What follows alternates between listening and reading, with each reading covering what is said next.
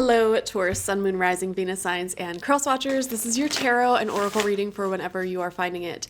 If you're watching along as I post because you're subscribed, this is for the week of February 24th through March 2nd, 2025. So we do have a new moon happening in Pisces this week on Thursday, the 27th.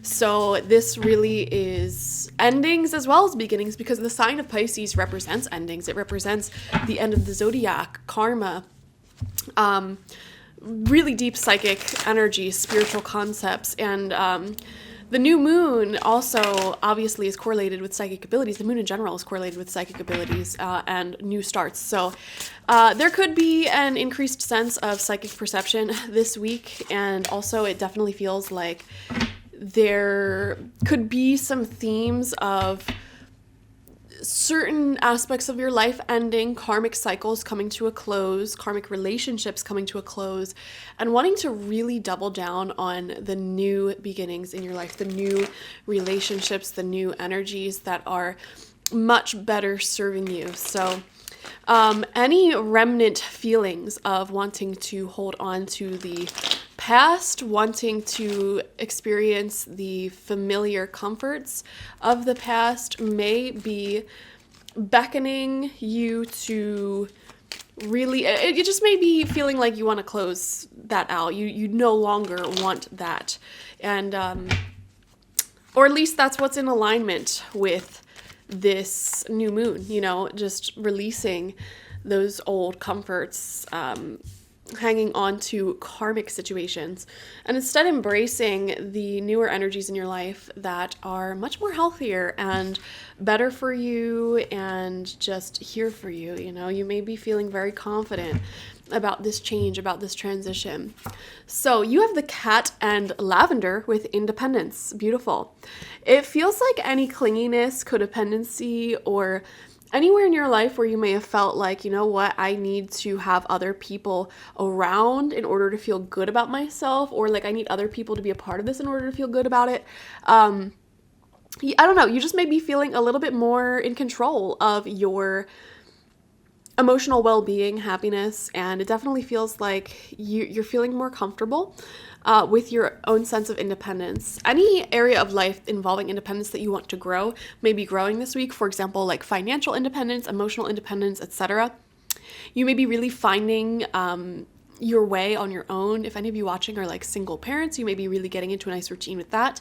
If any of you watching are recently single, you may be getting into a routine with that and feeling really good about it. And like I said, it feels like the last remnant droplets and parts of you that are clinging on or holding on to the past comforts that are karmic, like not good for you, but were there to teach you a lesson, you may be releasing, letting go, and really just embracing this new chapter. So I really like that spirit animal and plant for you. We have the Seven of Wands in reverse. This week is beckoning you to protect your peace and protect what is good and right. I'm seeing some of you maybe protecting a beautiful relationship, protecting matters of the heart, protecting what is innocent and pure. Okay. There could be a threat to that peace. I'm just being honest. There could be a threat to that peace, which is why you are not wanting to ruffle any feathers there. Let's see what comes out next to this. We have the Hierophant in reverse. Yeah, this is funny because this also, similar to the cat and lavender, represents independence, thinking for yourself, going your own way. It feels like there's an overall energy here of just wanting to settle into a nice routine, on your own, independently, or as a single person before getting overly involved in anything else, or before inviting anything else into your life that may disrupt the peace that you're trying to cultivate or the stability that you're trying to cultivate. It's like you're just wanting to grow roots with certain things and let it settle in and become a staple, a strong foundation before you add any elements that may, like I said, ruffle feathers or disrupt the peace or disrupt the beautiful process that's taking place here. And I'm getting a visual in my head of planting a tree, where it's like when you first plant a tree, it's in a very vulnerable state. You want to make sure that it's planted deep enough you want to prepare the soil around it, like dig a hole that is bigger than it actually needs, so that way there's loose soil around it for the roots to grow. And you want to make sure that you water it enough, but not too much, because when you water it too much, it might not encourage root growth, okay? And that new tree that you plant may be very vulnerable to winds, for example, coming in, coming out, knocking it over. And so some people may put a stake and just tie it up and make sure it's nice so the roots can grow, right? So this metaphor is coming into your life this week because it's like there's something here that is new and beautiful and just wonderful. You want it to be something amazing, and it's still growing the roots. And the roots mean comfortability, trust, stability, feeling like, unbreakable. There's nothing that can disrupt this thing. It's like a permanent staple in my life.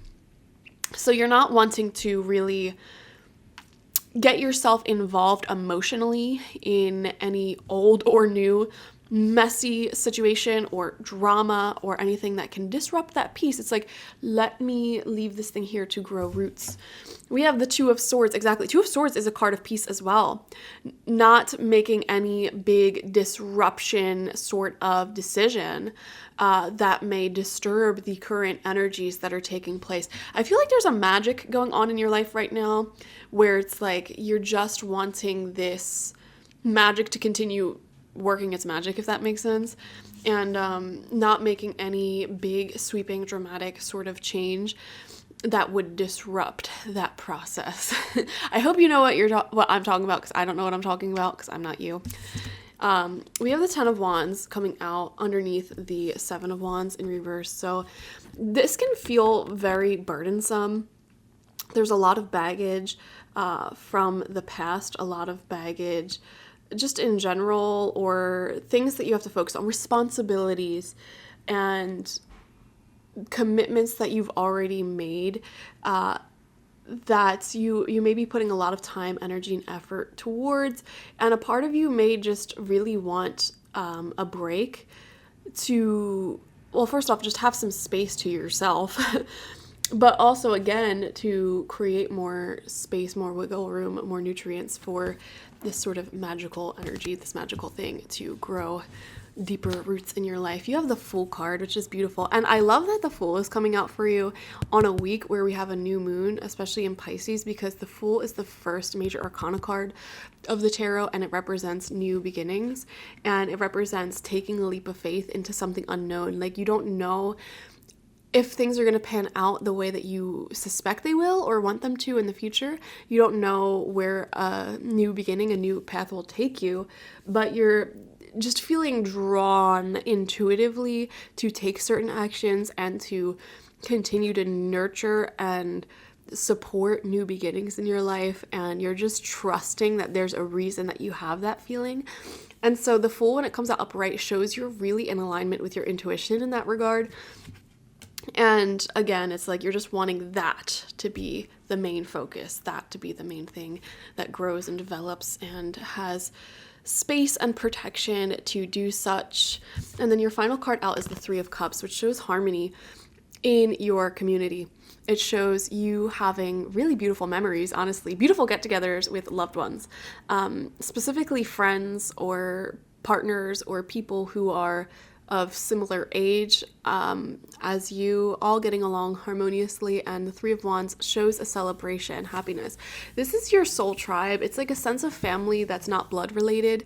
So these are the people you talk to or hang out with or go to when you're needing to celebrate something in life, but also when you are both or all struggling in life. You come together during good times and bad times and experience that sense of community, like we're in this together, and it makes your problems so much smaller and it makes your successes so much bigger. So I really love this card. These are two very, very positive, happy cards to finish off the week. So I really enjoy that. And I feel like for a lot of you, there's just a really big focus here on having a good root chakra, a good foundation to your life, and just not wanting to disrupt the peace, the harmony that you're building and building and building. And so, yeah, I feel like you'll be doing that very successfully. And a lot of you are really focusing on your own independence right now and making sure that's strong before you invite anything else into your life. So thank you for joining me. Definitely watch for your sun, moon, rising, and Venus signs to get the fullest overview of this week ahead. Like this video, comment how it resonates down below, and subscribe if you've not already. If you want a personal reading with me, one-on-one, the link to that is always in the description box, spiritpsychic.org. I also offer my intention oils there, shamanic life coaching sessions there, as well as my online tarot reading course, so check it out. Bye-bye.